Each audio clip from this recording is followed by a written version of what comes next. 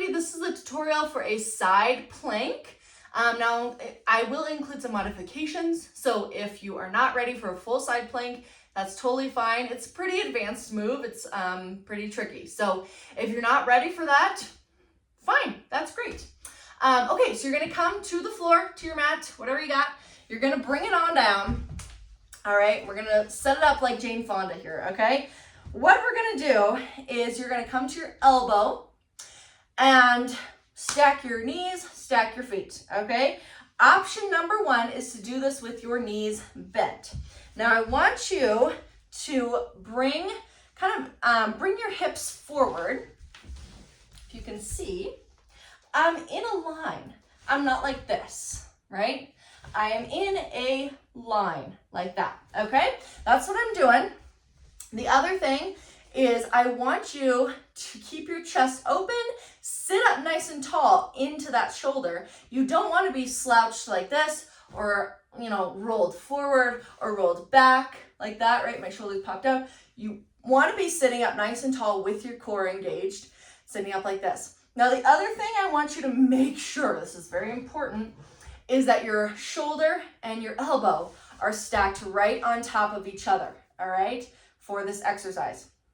If they're not, you're gonna really start to feel that shoulder and it's not gonna be very stable. It's a small joint to hold your whole body weight, so you wanna make sure it's stacked, right? Now the goal of this exercise is to feel this oblique muscle that's on the bottom. It's facing the mat, this one right here. This one will do some work, but the goal is to feel it here. So if you don't feel it here after this workout, or after this tutorial, let me know.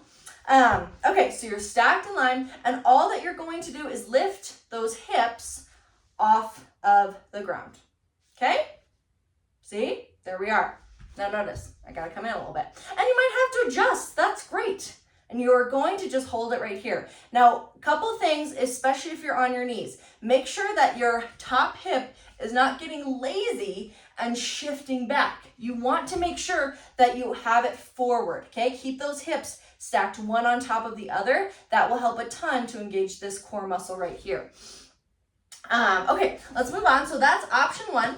Option two is to do the same thing. Set it up the same way, boom, boom, boom, except that top leg is going to extend, all right, and bottom leg is going to be bent, all right? And you can tell I'm kind of like this on the ground, right? My knees aren't directly together, kind of like this, right? That's great.